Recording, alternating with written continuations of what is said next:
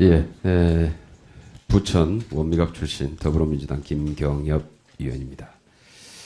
3분기 GDP 성장률 0.4%. 상당히 좀 걱정이 되는 수치죠. 네. 일단 뭐 좀 부총리님 원인이 일단 어디에 있다고 보십니까? 예, 저희가 생각했던 것보다도 이 민간의 성장 기여도가 조금은 살아났지만은 기대에 못 미쳤던 것 같습니다. 그리고 정부 부분에서 열심히 했지만은 그 빈 간극을 채우기에는 좀 부족했던 것 같습니다. 네, 앞서 김성식 의원님도 지적을 했는데 우리 경제의 오랫동안의 이제 고질적인 문제들은 지적이 되어 왔습니다. 저성장을 야기시키는 요인, 그래서 9년 동안에 총 요소 생산성이 저하됐다. 그 다음에 고령화에 따른 생산 인구가 급격히 줄고 있다. 그 다음에 우리 한국은행 총재님도 말씀하셨고 그동안에 계속 경제부처에서 얘기했던 대외적인 여건의 문제 이런 등등이 있습니다만은 이번 3분기에 나타난 좀 특징을 하나 보면은 정부 기여도가 1.3%에서 0.2%로 후퇴했습니다. 그렇죠? 예. 이 부분에 대한 원인은 어떻게 보십니까? 정부 분야에서 아까 말씀드렸던 대로 2, 4분기에 정부가 상당 부분 조기 집행을 해서 2분기에 그런 3, 4분기에 좀 여력이 제한됐던 게 하나 있고요. 저희가 이런 걸 대비해서 추경을 좀 일찍 6월 달부터 시작을 했는데 사실 추경이 8월 달에 되면서 그 추경 효과도 좀 보지 못한 것도 정부 기여도가 생각만큼 올라가지 못한 측면이 있었습니다. 다행히 아까 말씀드린 것처럼 민간 기여도가 2분기에 마이너스 0.2에서 3분기에 0.2로 올라간 것은 그나마 네, 일단 정부 기여도만 정부 기여도가 1.3에서 0.2로 떨어진 것은 이게 정부의 이제 재정 전략인데요. 이게 사실 결정적인 영향을 미친 게 추경이 거의 약 한 4개월, 3개월이 넘게 늦어지면서 그리고 추경이 또 대폭 삭감까지 당하면서 재정 역할을 제대로 발휘하지 못했다라고 생각을 하는 게 우선 가장 큰 요인으로 봅니다. 동의하십니까? 예, 뭐 일정 부분 그렇게 생각합니다. 예. 그 다음에 민간 기여도를 보면은 이제 민간 기여도는 마이너스 0.2%에서 플러스 0.2%로 소폭 긍정 전환한 면은 분명히 있습니다. 네. 근데 여기서 하나 봐야 될 게 민간 소비가 0.7에서 0.1로 떨어졌습니다. 맞습니다. 예. 이 원인은 어디에 있다고 보십니까?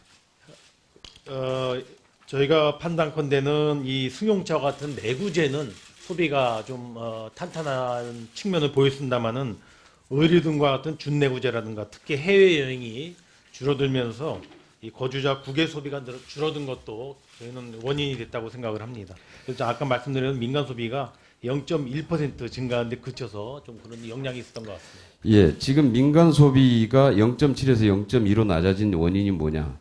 사실 이게 제가 지금 이번 국감 기간에도 계속 지적했던 문제인데요. 그럼 경제는 쉽니다라고 얘기를 했습니다.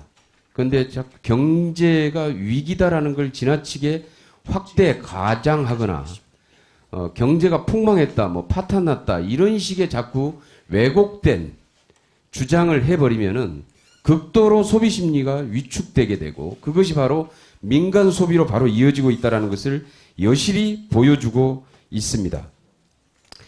반면에 설비 투자는 지금 2분기 연속해서 증가하고 있습니다. 제조업종도 2분기 연속해서 지금 증가하고 있어서 다소 희망적으로 보입니다.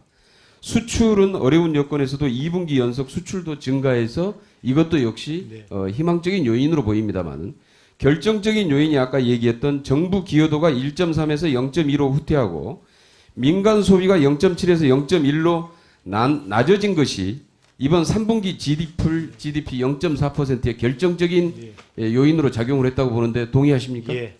한국은행 총재님도 동의하십니까?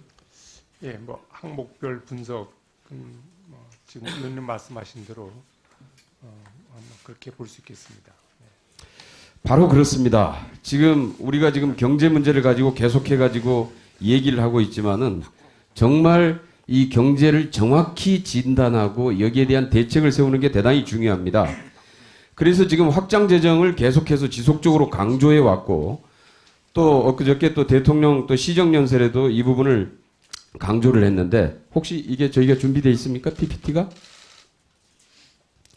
외환위기 때,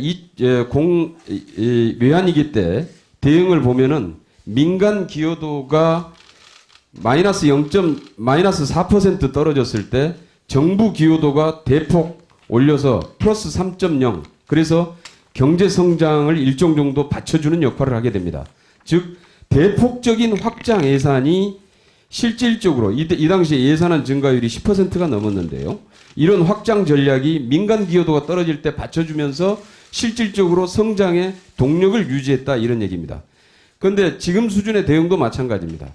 금년 같은 경우에 추경 신속하게 그리고 제대로 통과시켰어야 하고 지나치게 경제 위기를 확대 과장하는 것은 정말 경제에 도움이 되지 않는다는 것을 여실히 보여주고 있습니다. 이걸 지금 기초로 해서 특히 내년 예산에 있어서도 물론 9.4% 513조 예산 편성을 했는데 지금 경제 상황으로 봤을 때는 저는 더 큰 확장 재정이 필요하다.